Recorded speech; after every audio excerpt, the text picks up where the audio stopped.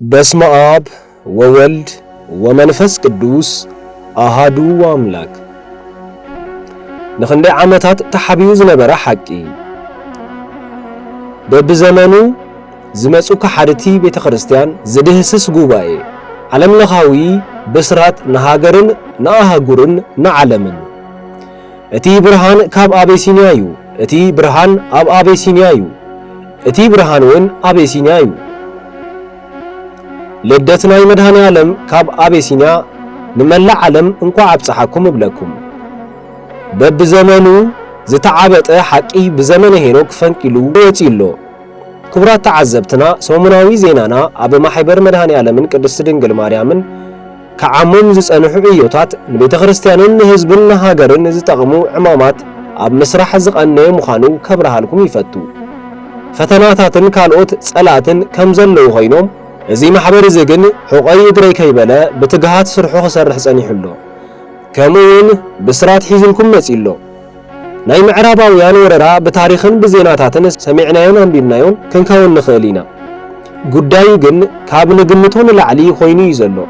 ከምቲ ዘይንቀል እሾኽ ኳኺቶ ኾይኑውን በሳብ ዝሕጂ እዋን እዚኣ ኣብ ህይወትና ብዙሕ ጸገማትን ሽግራትን የስዕበልና እዩ ዘሎ። ከይጠቐስናዮ እውን ክንሓልፍ ንኽእል ኢና። ነገር ግን ከይተቐስናዮ ምስ እናሓልፍ ንዓና ከቢድ እዩ፣ ናይ ሽግርና ምንጭ ስለ ዝኾነ። ናብ ነጥብና ንመለስ። ምዕራባውያን ክበሃሉ ኸለዉ ኩሉ ጊዜ ኣብ ኣእምሮና ዝመጹ እዞም ትማሊት ማን ንፈልጦም ኣውሮጳውያን ኣሜሪካ ብሓጺሩ ምስ ፖለቲካ ዝተተሓሓዛ ሃገራት ጥራየን ቅጅል ዝብላና። እቲ ቐንዱ ዘይተተንከፈ ታሪኽ ግን ሱር ዝሰደደ ጽልኢ ካብ ጥንቲ ዝነበሩ ጸላእትና ምዃኖም እውን ጽቡቕ ጌርና ኣይንፈልጥን። እዚ ኩሉ ውግን ወረ ውግን ናይ ፖለቲካ ሽግር ዶ ይመስለኩም? ኣይተዓሽው ኣይኮነን። እዚ ኩሉ እንዕዘቦ ኩናትን ወዲ ኩናትን ምድንጋራት እዩ። ካብቲ ኣብ ሆሊውድ ተቐናቢሩ ዝስራሕ ፊልምታት እዚ ኣብ ዓለምና ዝካየድ ዘሎ ብፍላይ ድማ ኣብ ኣሜሪካን ኣውሮጳን ዝካየድ ሓደጋታት ውግኣት ከምቲ ንርእዮ ፊልምታት ተቐናቢሮም ዝቐርቡ ፊልምታት እዮም። ንምንታይ ግን ይመስለኩም? ንተዋህዶ ሃይማኖት ንምጥፋእ እዩ እቲ ቀንዲ ዕላማ። እዚ ኩሉ ዝግበር ሕንፍሽፍሽ ዝበለ ሶዶማዊ ሌዝቢያናዊ ዝኾነ ስርዓት እዛ ቅንዕትን ትኽክልን ዝኾነት ርትዕት ተዋህዶ ሃይማኖትን ንምጥፋእ እዩ። እታ እንኮ ናብ እግዚአብሔር እተመርሕ መንገዲ ስለ ዝኾነት ክትህሉ ኣይደልዩዋን እዮም። ምኽንያቱ እቲ እሶም ሒዞሞ ዘለዉ ሰይጣናዊ መንገዲ ቀጥ ኣቢሉ ናብ ሲኦል ገሃነም እሳት ዝወስድ መንገዲ ስለ ዝኾነ እዮም ንተዋህዶ ዝቃወምዋን ከጥፍእዋን ዝደልዩ። ጥቕሲ መጽሓፍ ቅዱስ ማቴዎስ ምዕራፍ 16 ቁጥሪ 18 ንስኻ ከውሒ ከም ዝኾንካ ኣነ ነግረካ ኣለኹ፣ ኣብ ልዕሊ ዛ ከውሒ እዚኣ ኸኣ ንቤተ ክርስቲያነይ ካሃንጻ እየ፣ ደጌታት ሲኦል ድማ ኣይክሕይልዋን እዮም። ስለዚ እቲ ውግእ ምሳና እዩ፣ እቲ ውግእ ኣባና እዩ፣ እቲ ውግእ እውን ኣብ ልዕሌና እዩ። ግን ማንም ካብ ድቃሱ ዘነቐሐ ሰብ የለን፣ ኩሉ ደቂሱ እዩ ዘሎ። ኣምላኽናን መድኃኒናን መድሕን እግዚ ኣብ መጻጽኡ ከም ሰራቒ ከም ዝኾነ መዓስ ከም ዝመጽእ እውን ስለ ዘይንፈልጥ ነቐሒና ክንጸንሖ እዩ ዝነገረና። ግን ክንደይ ካባና ዝተውዒልና ንኸውን? ናብታ ቀዳመይቲ ነጥበይ ክምለስ። ምዕራባውያን ኣብ ልዕሌና ዘለዎም ጽልኢ ሕጂ ዝመጸ ኣይኮነን፣ ካብ ኣቦታቶም ዝወረስዎ ዳኣ እምበር። ካብ መጀመርታ ካብ 321 ክፍለ ዘመናት ሒዞም ክሕደቶም ኣብ ልዕሊ ተዋህዶ ዝፍትውሉ ኣብ ዝነበረሉ ጊዜ ምሉእ ንምሉእ ከጥፍዋ ኣብ ዝሓስብሉ ዝነበሩ እዋን ኣብ ጊዜ ከሓዲ ንጉስ ሲሲኒዮስ ብኣቦታትና ዝተኸፍለ መስዋዕቲ ስለዛ ቅድስቲ ተዋህዶ ሃይማኖት እዩ ነይሩ። ግን ኣይሰመረሎምን። እቶም ከሓድቲ ጠፍኡ፣ ተዋህዶ ግን ክሳብ እዛ ሕጂ እዋን እዚኣ ኣላ። ናይቶም ከዳዓት ውላድ እውን ተተኪኦም ናይ ኣቦታቶም ስራሕ ብዘመናዊ መልክዑ የተግብሩ ኣለዉ። ምዕራባውያን ነዛ ተዋህዶ ሃይማኖት ብዝተፈላለዩ መንገዲ ከጥፍእዋ ምፍታኖም ታሪኹ ብግቡእ ክንርድኦ ምእንቲ ምስክር ዝኾነና መጽሓፍ ናይ ኣባ ተስፋ ሥላሴ መጎስ መጽሓፍ እዩ። ስሙ ድማ ከምዚ ዝስዕብ ይብል፣ ሃይማኖት ፖለቲካ ነው፣ ፖለቲካ ሃይማኖት ነው ዝብል መጽሓፍን ካልኦትን ዝኣመሰሉ መጽሓፍቲ ስለ አቤሲንያ ኢትዮጵያ ዘዘንቱ ወይ ዝምስክሩ መጽሓፍቲ ናይ እንግሊሽ ወይ ትግርኛ ወይ አምሓርኛ መጽሓፍትታት ምንባብ ከድልየና እዩ። ምዕራባውያን ኣብዚ ሕጂ እዋንስ ብምንታይ ይገጹና የሉ?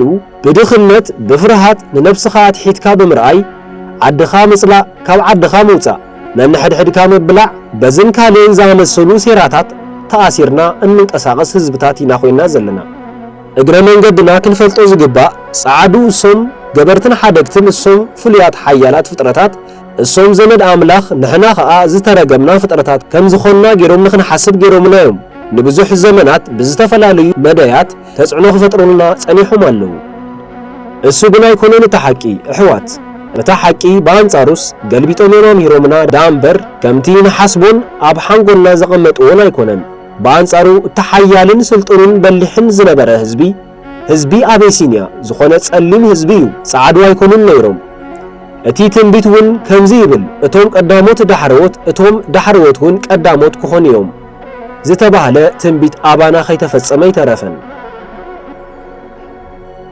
ምኽንያቱ ጻዕዱ the dark age ዝተባህለ ናይ ጸልማት ዘመን ዝበሃል ከቢድን ኣሰቃቂ ዝኾነ ህይወት ዘሕለፍሉ ዘመን ቀሊል ኣይኮነን ኣምላኽ እንኳን እንታይ ምዃኑ ኣብ ዘይፈልጥሉ ዝነበሩ እዋን ካብ ሰብነት ወፂኦም ከም እንስሳ ኮይኖም ዝነብርሉ ኣብ ዝነበሩ እዋን ነንሕድሕዶም ዝቃተልሉን ዝጨኻኸንሉን ዝነበሩ እዋን ደቂ ሰባት ከመይ ገይሮም ክነብሩ ከም ዘለዎም እኳ ኣብ ዘይፈልጥሉ ዝነበሩ ግዜ ዘይማዕበሉ እዋን ውሑድ ግዜ ኣይነበረን እዚ ኩሉ ምዕባለታት ካብ ኣቤሲንያ ምድሪ ሓበሻ ከም ዝወሰድዎ መጽሓፍቲ እውን ይምስክሩ እዮም እምበኣርከስ ጻዕዱ ግን ኣመስገንቲ ኣይኮኑን እዚ ኩሉ ጥበብን ሰብኣዊነትን ካብ ምድሪ ሓበሻ ወሲዶም ጽቡቕ ግን ኣይፈደዊናን ቀዳማይ ብዙሓት መጽሓፍቲ ብራናታት ሰሪቖም ናብ ዓዶም ኣጋዕዝዎ እዚ ዝገበረሉ ምኽንያት ታሪኽና ንኸይንፈልጥ ብኣሰር ቅዱሳን ኣቦታትና እውን ንኸይንምራሕን እዩ ካልኣይ ሰብኣዊነትን ምዕባለን ዘስተምሃሮም ህዝቢ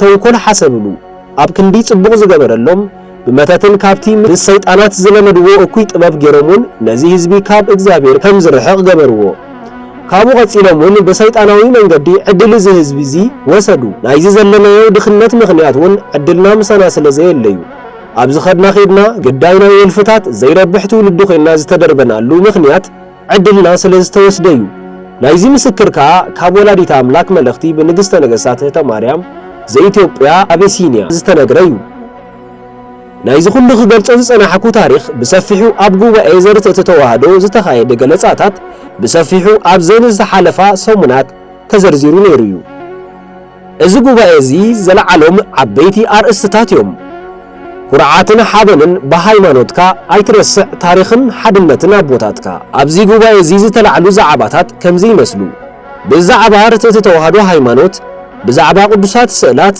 ብዛዕባ ንግስና ሃገር ኣቤሲንያ ብዛዕባ ዝተበረዘ መጽሓፍ ቅዱሳት ብዛዕባ ሕግን ስርዓትን ተዋህዶ ብዛዕባ ጽላት ዘሙሴን ካልእን ተላዒሎም እዮም ብሕቶን መልስን ዝተሰነየ ዘተይ ነይሩ ካብኡ ብምቕጻል እውን ዓብይ ናይ ዘመን ምንዋጽ ኣጋጢሙሎ እዚ ኸጋጥም ዝኸኣለውን ብማሕበር መድኃኔዓለምን ቅድስት ድንግል ማርያምን እዩ ንምዃኑ ግን እዚ ናይ ዘመን ምንዋጽ እንታይ እዩ ኣብ ማእከል አዲስ አበባ ብብዙሓት ጋዜጠኛታት ዝተሰነየ ኮንፈረንስ ነዚ ዘመን እዚ ብሜድያታት ከጋውሑ ጸኒሕሎ እምበኣርከስ ክቡራት ኣሕዋት እዚ እቲ ካብ ጥንቲ ዝነበረ ንቁሩብ ዘመናት ካብ ህዝቢ ዝተሰወረ ናይ ቅዱስ ዘመነ ሄኖክ ይስማዕ ኣሎ ጥዑም ወረ ኣሕዋት እዚ ዘመን እዚ እቲ ኣቦታትና በዓል ኣቡነ ተክለ ሃይማኖት ዝጥቀምሉ ዝነበሩ ካላንደር ወይ ናይ መዓልቲ መቁጸርያ ነገር ግን በቶም ጸላት እግዚአብሔር ጠንቆልቲ ህዝቢ ንኸይፈልጦን ንኸይጥቀመሉን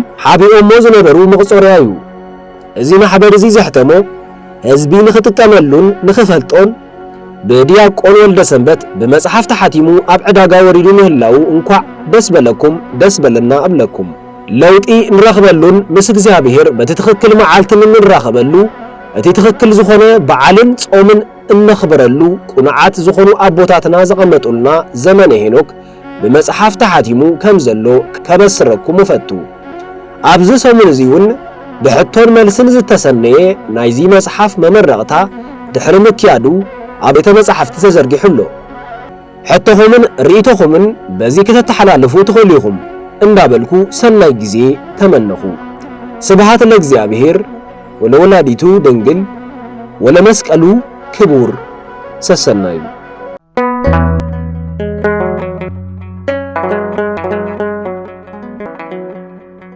ዘኢትዮጵያ